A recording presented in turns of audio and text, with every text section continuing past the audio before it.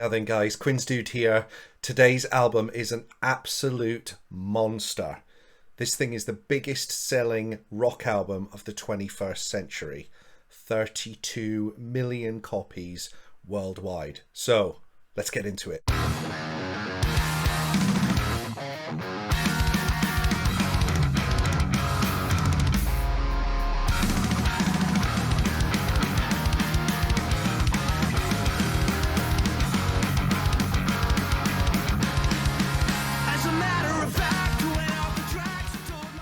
Welcome back to the channel, guys. Thank you so much for joining. As I always say, quick bit of housekeeping. Just hit the subscribe button if you would on the channel. That way you'll be notified of whenever I upload new stuff, and there will always be things coming that you'll be interested in. If you enjoy the video at the end, then hit the thumbs up below, and feel free to leave any positive or negative comments as well. So guys, as I said in the intro, this is a massive album. Of course, we are talking about Hybrid Theory by Linkin Park. This came out in the year 2000 and is the band's debut record. Genres attached to this one: new metal, rap metal, and alternative metal. Culturally speaking, the late 90s and early noughties, and this album fell right in the middle in the year 2000, was a really strange time and unique in the fact that you're people born late within the scope of Generation X and people born early that were classed as millennials were pretty much looking for the same things in their music and listening to a lot of the same bands. And Hybrid Theory is one of those perfect examples of this. What I basically mean by this is the fact that kids in their teens and early 20s didn't want to listen to their dad's older metal bands, but still wanted the heaviness. So, and they didn't want the political leanings of, say, rap rock bands that had come before. Now, new metal is a you know, that's a genre thing. We can do a whole video on that. So, but basically, Hybrid Theory, to cut a long story short, is that Hybrid Theory came at a perfect time where people wanted heaviness, but they wanted the groove and attitude and streetwiseness of, say, hip hop and gangster rap. It's worth noting that before Linkin Park signed to Warner Brothers, they played 42 showcases for other labels who all passed on the band. So with Hybrid Theory now at 32 million and counting, you've got to imagine that there's some pretty annoyed music executives out there. There was 4 singles lifted from Hybrid Theory. There was, in order, there was One Step Closer, there was Crawling, there was Paper Cut, and also In the End. A lot of people think that Points of Authority was a single as well, but it wasn't. It was just there was a video made for it, which obviously, due to the album's success, got heavy rotation as well. Dropping 2 months before the album's release was first single One Step Closer. And what an inspired choice. This song was everywhere, still is everywhere, still getting huge heavy rotation. The video is dark and has a green hue to it. It's really memorable. The song itself has a Marshall-like new metal riff that just grooves and bounces along. You've got the heavy guitars, you've got the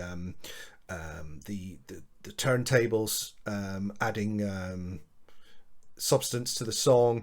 You've got the 2 vocalists front and center with Mike Shinoda's rapping, Chester Bennington's soft and aggressive vocals, which are just incredible.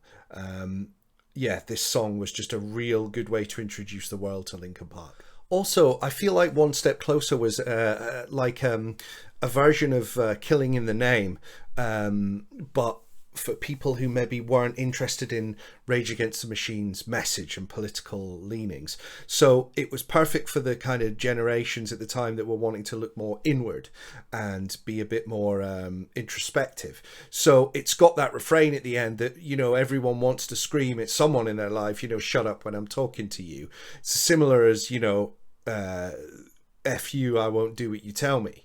The album actually starts with the track Paper Cut, which was also a single, but it was released after the album had come out. But Paper Cut is a great way for anyone who, if they'd been living under a rock and hadn't heard One Step Closer, a great way to say, hey, this is everything about Linkin Park in Paper Cut. It's got the kind of simple keyboard melody to it. It's got the rapping, it's got the heaviness, you know, and the groove as well, and the attitude. Also in Papercut, it waits for a while before it gives you the song's chorus, and it's just a gorgeous vocal melody, and really shows Chester Bennington's kind of vocal prowess and grasp it writing and delivering brilliant vocal lines. With You is a track that could easily have been a single. It's really strong, and check out the riff on this one.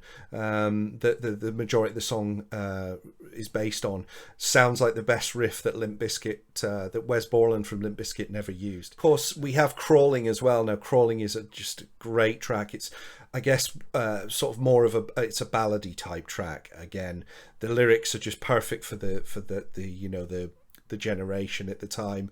I love the drum beat in this song, and yeah, the vocals again, killer, absolutely killer. And then there's a backing vocal in this song as well that you just wait for every time. Undoubtedly a highlight for me, perhaps my favourite on the album, is the track A Place for My Head. It starts on this really quiet Arabian style riff, and it features some of Mike Shinoda's most technical rapping, just showing that he is, it's not talked about enough really how good of a rapper he is.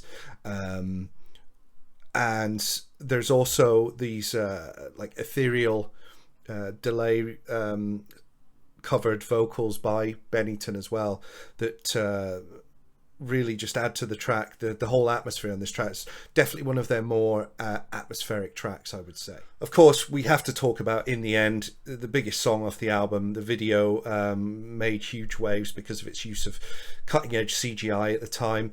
The song itself, you know, it's massive. That the piano riff that everyone knows, it carries the song. That's great. The really heavy guitars, massive drums, of course. The vocals on it, Shinoda's rapping again is second to none. Bennington's vocal performance is authoritative and vulnerable at the same time, which made him, you know, one of the, arguably the poster boy for nu metal. Every time I hear In the End, I love the way that they cross over in the verses, and at the end of each verse line, Shinoda and Bennington, you know, say the same words. Is it perfect? Well, no, it's not. I mean, it's down to self-editing and just, you know, some trimming of some of the fat. I mean, Runaway is not track 6. That is not really. It just doesn't really do anything. It's really generic, and the lyrics in it, I was going to choose a line or two to say, but I just go look at it yourself. It's just a really just screams filler, this song, where there just didn't need to. And another dud, Cure for the Itch, so late in the album, it maybe would have served better as like halfway through as like an intermission style track, but it's literally just for turntablist Mr. Hahn to kind of, you know, show his chops and what he can do, and it's really impressive, but was it really needed? Does it add to the flow of the album? I don't think so. Suffice to say, though, with Uber producer Don Gilmore was drafted in to work on it, and then the mixing of the album by super mixer Matt Wallace. Obviously, everything sounds incredible. Huge amount of sheen and polish, and really actually adds to the weight and the heaviness of the album. So that's it for this one, guys. Thank you very much for watching. There was quite a few of you, by the way, that wanted this given the Rad Reviews treatment. So I really appreciate that you are interested in what I have to say on this album. It was cool to rediscover it again. And sadly, obviously, Bennington is no longer with us, but left behind quite a body of work with Linkin Park. So that's it. We'll see you on the next one. Stay rad.